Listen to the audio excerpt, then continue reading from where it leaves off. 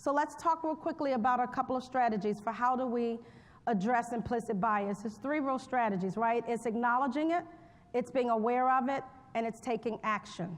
The first one is to acknowledge your first impressions and to ask, is it based on a bias and a stereotype?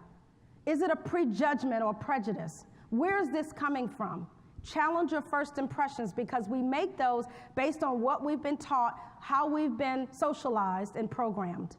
And then acknowledge that we all have our biases, and it's important for you to know what your biases are. So I encourage you to access the Harvard University's implicit association test. It's free. There's about 20 or 30 different association tests that you can take. I encourage you to do it because they've been doing this for over 20 years. They've been studying this. There's great books and studies that they put out about implicit biases. But it's important to know which ones are most pervasive for you, because when you have to make decisions and when you have to assign promotions or ratings or reviews, that it's important to know and check your biases at the door.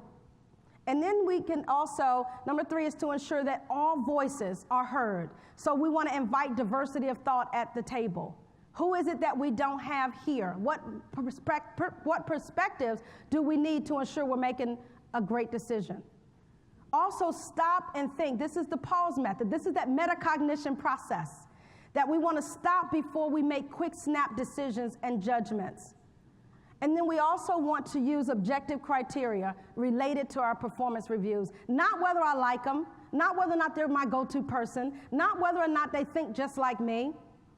Herb Kelleher, who used to be the CEO of Southwest Airlines, said, if I hire a person who looks like me and thinks like me, one of us is not necessary.